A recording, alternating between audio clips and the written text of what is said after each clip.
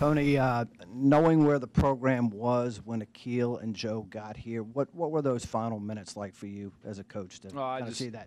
Took a moment to give thanks because I can remember when we had a bigger group, but those guys came in and we just painted a picture to them, and the vision was, come help us turn this program around. I'm starting out. When you're a part of turning something around, it's really special. And come, and that was the vision, and that was what Joe remembered when he said, I don't care this year if I'm not getting as many shots, or I just want to win. I want to turn this program around. That's why I came, and I'll get my chances later. So for Akil and Joe, and certainly Thomas, but for those guys, very excited for him, very happy. But I said we'll celebrate later. Don't get all caught up in it now. We've got a lot of ball left. But for them to do that and both do the things they did, very thankful.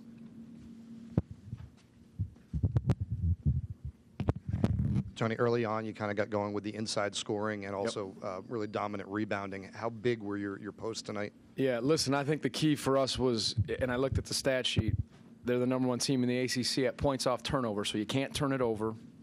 You've got to offensive rebound against the zone, and you got to bang some outside shots.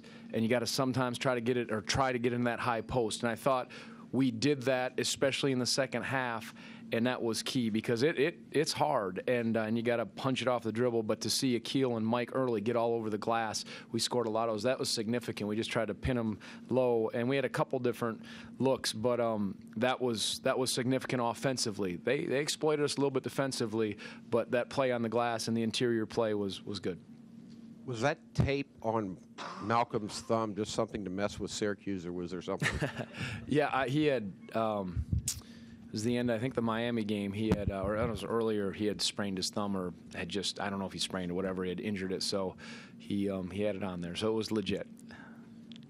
Tony, did Mike take a big step forward today, maybe? It seemed like he played with a lot more toughness after a couple of early plays. Yeah, well, he was good. We needed it. He's a very good offensive rebounder. He always goes to the glass. That's one of the things we stat, and he's one of our best that way at going. And, where he was positioned, he had chances.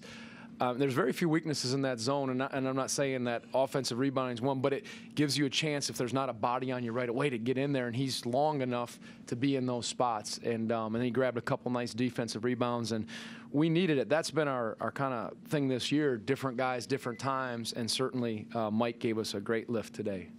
Mark. Tony, it's tied at 42 with 11 minutes to go, and then you guys kind of burst out. It's not the first time you've done that this year, and even recently. What do you owe that to? Why do you think this team has a knack for doing that, especially in the second half? Probably what I'm most pleased with in that situation, we came in and we said, if we're going to have a chance at this, win it with the defense. Let's stop giving them anything, and I want to see you later. We're a defensive team, and either we're going to do it this way or not. And I thought that's when they took another step. And I'll tell you guys this, it was kind of funny before the game. Last night, my dad called and said, give the guys a message. Give the guys a message. He said, tell them I want to see a really good man-to-man team beat a really good zone team. It's really important. You're representing the man-to-man teams, So we kind of joked and said that. But it was, fellas, we hang our hat on our defense. Either we're going to get stops and limit them to one chance and do this, or it's not going to happen. And I thought Justin gave us, everybody, they took it another notch. And we needed to because they're good, so good offensively, and we were fortunate to do that. And these guys have something in them to make those runs. They keep their composure, and they just keep playing, and that's important. Tony, around this time last year, you beat Duke, had a lot of momentum, and then things we saw Joe get exhausted by the end of the year. I mean, how much more prepared do you feel like you guys are for the stretch run here, and it just kind of loaded for bear, I guess, to take on the challenges? Yeah, I hope so. Again, we said, we went out and cut down the nets, but I said, celebrate this, but there's a lot of basketball left, and keep this in perspective. I mean, be thankful for it. We'll celebrate it when the time's right, but this is about us. I said, I'm excited. Now we got a little time to try to get better because we got to tighten some things up. But I think the depth this year, the balance, is what's different. It's not just Joe, as you saw. Malcolm was in the high post, Justin, Mike, different guys at different times, and you need that, as physical as the game is. So, I don't take anything for granted. I know you got to be so ready against anybody, but hopefully we'll keep improving. Jeff, you talked about the importance of hitting some shots against the zone. Yeah. You had not hit a three-pointer until Justin hit the one late in the first half to make it a 1-point game going into halftime. In retrospect, was that a really significant shot? Yeah, we needed that. As I said, you have to hit some. You can't. It's hard to. It's almost impossible to beat him without knocking down some threes. And Joe was, we tried to move him around a little more in the second half. We did some things, but you need to take the cover off. And when we did that, and London stepped back and hit a big three, then Joe hit one, and it was timely. Again, being 7 of 11 in the second half from 3 is pretty good. So that changed, and we're very fortunate. I mean, really were. And I can't tell you I knew it was going to be electric, but that gives you something. That crowd defensively. I mean, it was special how intense it was in there and the passion you got from it.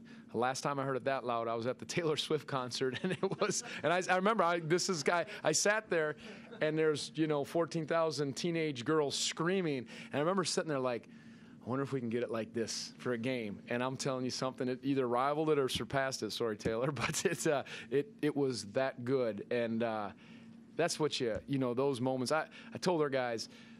The celebration is in the playing. It's in executing. It's in defending and getting shots and doing it between the lines. That's the celebration to me as a coach and for the players. And it is so nice to cut nets down and do all that. But that's the joy. That's the pure part of it. And I just loved how they stayed on task all game. That was important to me.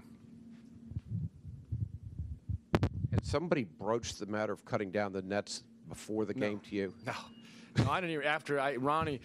How did that all come about? Well, he said, we got to go back out there. We're going to cut the nets. And I was like, I don't know if we should do that. But then he's like, look, it's been a while since we won it outright, and it's great for the guys to do that. And it's a thank you to the fans more than anything to me to say thanks for, what you've done for us. I mean, for 2 years where's my net? I actually had a piece of it. There it is. I was talking about.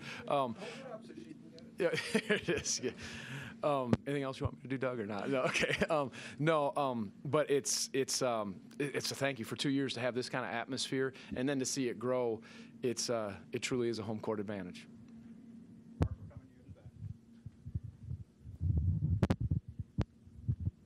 Coach, you talk about that home field advantage, and you've obviously won by double digits in a lot of your ACC games. But are you almost surprised when you get to be 2 minutes to go against the number 4 team in the nation, and you look up and it's pretty much in the bag?